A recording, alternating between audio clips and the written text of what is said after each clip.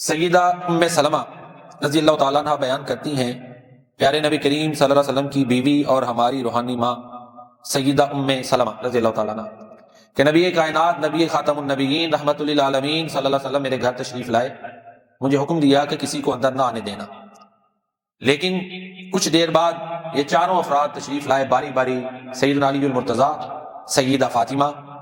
سیدنا امام حسن اور سیدنا امام حسین رضی اللہ تعالیٰ عنہ یہ تشریف لائے۔ ظاہر ہے یہ رشتہ ہی ایسا تھا کہ ان کو روکا نہیں جا سکتا تھا، یہ اندر تشریف لے گئے۔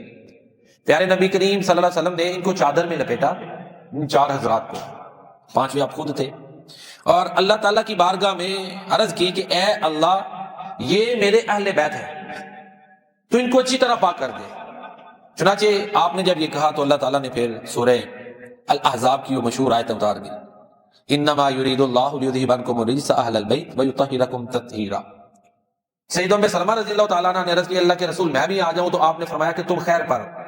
ظاہر ہے بیوی تو گھر والی ہوتی ہے نا، اہل بیت کا معنی گھر والے، بیوی تو گھر والی ہوتی ہے، تو بیویاں تو آپ کے گھر والی ہیں ہی،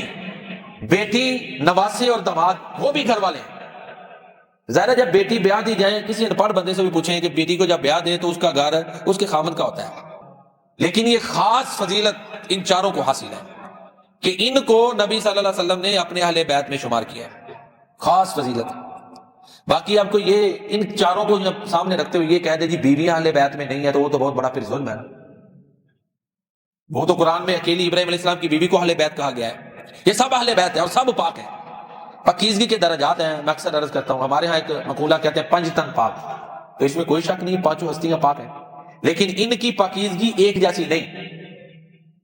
نبی کریم صلی اللہ علیہ وسلم کی جو پاکیزگی کا معیار، مقام، عظمت اور درجہ ہے وہ کائنات میں سب سے اعلیٰ ہے، اس پر کوئی نہیں پہنچ سکتا۔ ساری امت، ساری کائنات مل جائے، یہ ساری امت، سارے لوگ مل کر بھی، اکٹھے ہو کر بھی نبی صلی اللہ علیہ وسلم کے مقام کو نہیں پہنچ سکتے۔ اس میں صحابہ بھی آ گئے، اہل بیت بھی آ گئے، ائمہ بھی آ گئے، سارے لوگ۔ حدیث ہے